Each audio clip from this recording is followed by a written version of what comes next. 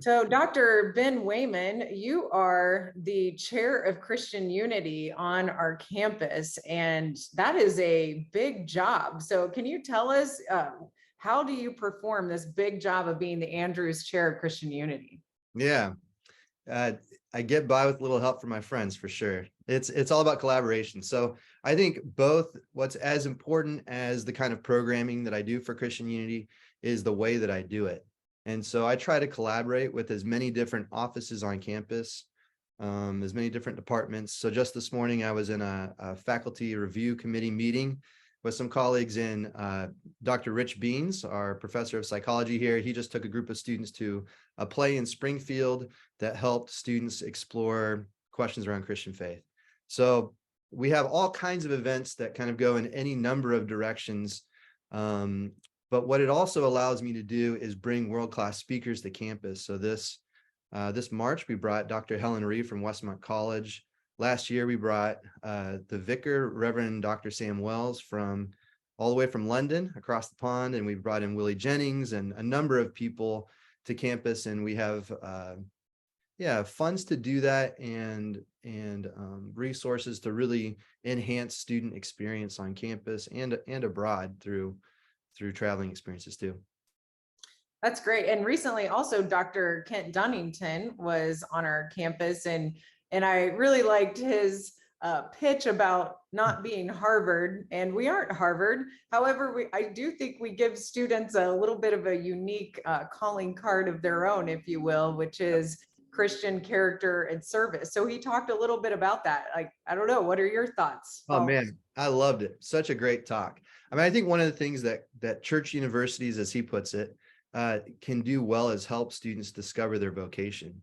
It's of infinitely more value than anything we could give our kids, to give the next generation of students or of adults. That's what I want from my son, who's 16 years old. I want him to discover his vocation. What's his calling look like in whatever discipline or line of work he finds himself. So yeah, I mean, one of my favorite parts of the whole talk was when in the respondent, Professor Colin Fields, said at the end of his response, but seriously, wouldn't we really want to be Harvard? And Dr. Dunnington gets up there and he says, well, in response to that question, no, we don't. We think that what we offer is an education that's far more oriented toward truth than state schools can offer, because all of our education is oriented toward God. So I thought it was an outstanding talk that helped really kind of display the difference that Christ makes for how we do Christian education. Yeah, I did too. I thought that was a great talk and lecture series. So, one of the things we talk about, and even you mentioned this with your son, and I believe it about my daughters and my own journey at Greenville College at the time as a student, is how, we obviously come from the Free Methodist context. And so we have things and documents that help us understand our Orthodox views about Christianity and where we stand on those things. But we've always been an institution that also journeys with students from wherever they are in their journey and kind of walks with them, like you said, for your son, for calling and vocation. So some students come to us and they're Christians. I came and I actually wasn't walking in faith.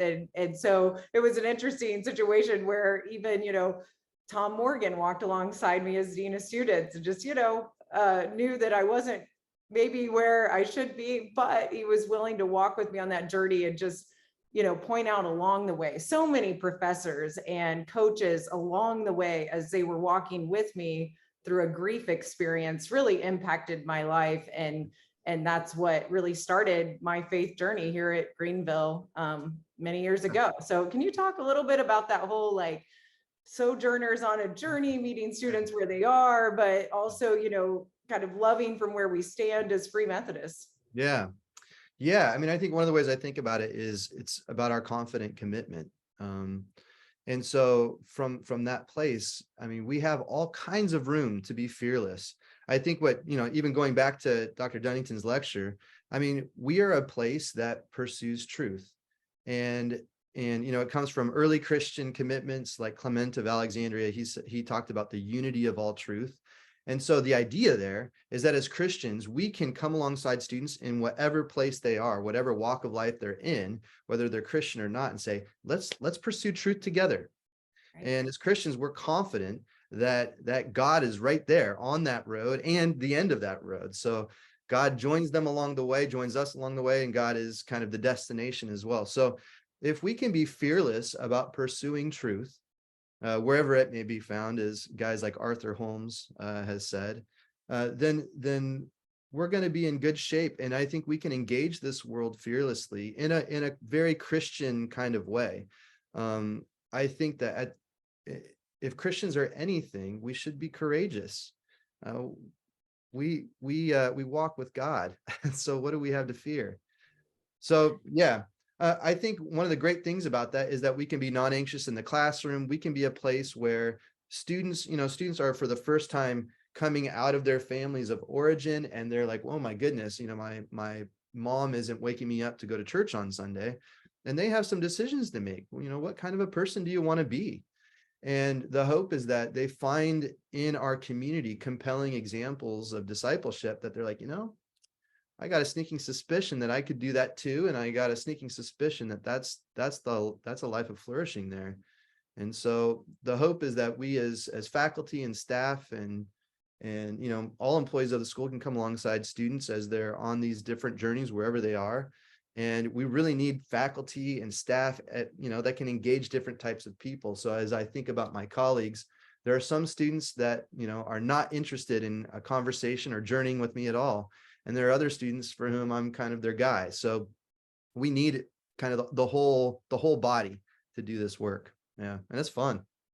Yeah. I mean, I just think it's always been a hallmark of Greenville history. All truth is God's truth. We're not afraid of it. In fact, that's why we think we can be better than Harvard and some of the other institutions that you would typically think of, because we're not afraid to explore truth, but we do believe that God is part of that truth. You can't just cancel out a whole section of history and thought and what people believe about deeper meaning of life, and all of those questions come to the forefront. And for me, actually, that all happened in the Chicago trip we used to do. It was the first time I'd ever stayed in a hostel, which was an interesting experience. So this is an immersive experience that we did for our students in Chicago at the time. And we would explore world religions, like you said, fearlessly, with courage, because we knew we could,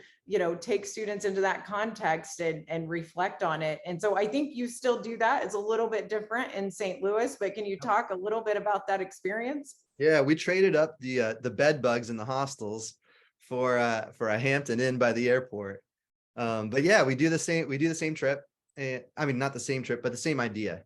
And what the trip really is an opportunity for students to kind of think deeply about their faith, and to encounter people of other Christian traditions, as well as people from other monotheistic traditions. So like we'll go to a synagogue on Friday evening, we'll go to a mosque. And so I think part of it is to see their neighbor in a different kind of light. To familiarize them with other people, but also it's an opportunity to really think deeply about their faith, the Christian faith, specifically. As an unapologetically Christian university, our students know what we're doing, but I think it's a really wonderful model for students to see me and other faculty here engage in love our other people of other faiths. And I think it's a great opportunity for them. It also, shows how people who take seriously their faith might become motivators for them taking their faith more seriously as well. But it's a great legacy, started with Jim Reinhard, who was a dear professor here and friend. And he's someone that shaped me a lot and shaped the next generation of religion professors after him, and then taken on by Rick McPeak. And then it's kind of fallen into my hands, and I consider it a gift, really, to be able to walk with students through that trip. And we have wonderful professors right now, like Bob Munshaw and Kelly Pennington and Sam Paulin and Aubrey McLean Taylor, who also walk with students on this journey. So it really just kind of brings a lot of questions to the foreground, and it helps us model our kind of non-anxiousness around other faiths and our critical commitment to Christ, while providing space for questions and exploration. It's a wonderful trip. Well, I think so. I went with Dr. Rick McPeak, and then my daughters actually also, I think, went on his last trip. And I will say, one of the reasons we do experiential learning, is immersive experiential learning like this, is it's the type of thing you don't forget. You might forget your classroom lectures after you take the exam or write the paper or whatever. But I mean, they would say that is a trip they don't forget. They had conversations with Dr. McPeak, similar conversations that I had many years ago.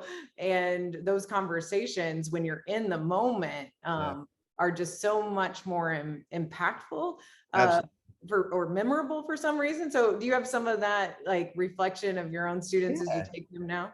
Yeah, absolutely. It's a different kind of learning, like smells and sounds and hugs. I have a couple really warm memories from St. Alphonsus the Rock Church, which is it's an African American Roman Catholic church in St. Louis. And there I've experienced one of the most profound altar calls, where like literally the whole church comes to the front, a very lively faith. And I've also encountered one of the most like shocking and energizing baptisms, because we happened to be there one Sunday when the priest had 6 babies they were baptizing, and they had this baptismal font right in the middle of their sanctuary. And this priest wades into the water with these, I'm not even kidding, I'm talking months old, 10-month-old baby. I baptize you in the name of the Father, under the water, and the Son, and it like provides a suction, I guess. But these babies are dying and rising with Christ right before our eyes. It was really incredible. But to your point, that kind of experience, that kind of learning has shaped my view of baptism, and how God embraces us as his children. He brings us into the family right from the get-go. So it was a really wonderful witness by St. Alphonsus the Rock Church, and I know that it shook our students as much as it shook me to watch that happen. In some regards, I suppose the babies might be more comfortable in front of people than adults are whenever they're baptized. Oh, yeah. What kind of conversations did you have? Like, what was the student response from that? Yeah, I mean, a lot of our students, come from backgrounds that don't baptize infants. And so a conversation around what is baptism? What does it mean to call it a sacrament? How have Christians practiced it?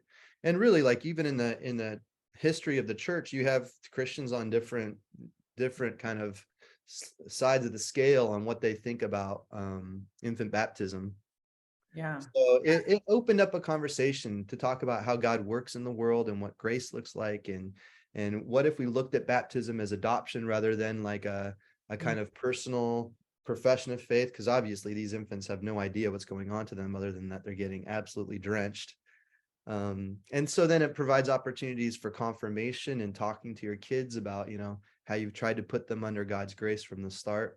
So it's all a way of kind of really embracing the unity of the church. That's one way to look at it. Yeah. I know Kelly Pennington recently, well, it was during All College Hike, baptized a student, and it was just a profound experience again for a lot of students. And it just goes to show, not only in the classroom, but we also do all sorts of experiential learning. Even as we walk to Durley Camp 6 miles and worship, do a service out in, nature in their pavilion, and have games and things like that. And that's a longstanding tradition where I think it went back to gathering firewood and planting trees back in the day. So that's one example. But I know also through athletics, we're very immersive in our experience. And you happen to coach soccer as well. Well, you're assistant coach of soccer. Yeah. What do you think about that experience? You're faculty and you're a coach. So tell me about that. Yeah, I'm a very assistant coach of soccer. Coach Swift is the brains of the operation, and he has an uncanny knack for hiring great GAs. So he's had a great team with Matt White this year, and then he has Jared McPeak joining him, and Santi, and so we all have a great staff. Yeah, I mean, I think Christian education through sports is one thing Greenville has historically done really well, and we continue to do really well. I am so grateful for our athletic department here, for the ways in which they come alongside students right where they're at, on the court, on the field, wherever it is, and help students see something beyond the sport, bigger than the sport, which is difficult to do in our culture. I went to seminary at Duke, and I had professors regularly point out how Cameron Indoor was the biggest worship hall on campus. And they talked about the liturgy of Cameron Indoor with the chants and the songs and, and the rising and sitting and all that stuff. So how can we as a Christian university kind of, I don't know, expose the idol of sports in our context, but also use sports as an opportunity to draw people closer to the heart of God, both through Christian friendship and through kind of pursuing discipleship on the pitch. I mean, I think it provides some really interesting opportunities that, an in-class experience doesn't provide. So yeah, it's a whole different kind of education for the faith, for vocation, but it's incredibly valuable. Yeah, I mean, it goes back to your whole point of, being courageous. I mean, you can make it an idol, or you can engage it in a different way, which is what I think we do here at Greenville so well. And Absolutely. I mean, in soccer, it's an international experience. That's the other thing that I think you can't neglect is just the global exposure that the students are getting. I don't know. Can you talk about that at all? Yeah, I mean, one of the things that draws me to soccer, other than the fact it's a great sport, and I played it while I was a student here at Greenville, is the kinds of students that are a part of the program. I mean, we're an incredibly international program. Spanish is spoken as much as English on the pitch. We have a wonderful coach in Memo, and he'll give instructions in Spanish, and to have a group of guys that's willing to,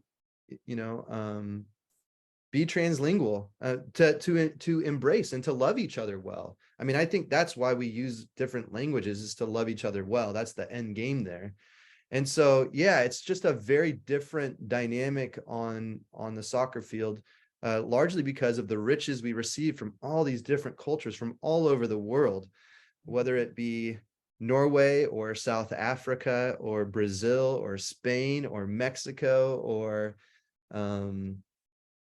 I don't know. We have a few players coming from Germany this year, just from all over the place. So it makes for a really exciting experience and a really compelling community to be a part of here. Yeah. I mean, it brings us back all the way full circle to Christian unity. And I mean, I think the kingdom of God looks a lot different than just the two of us and what we look like maybe on the screen.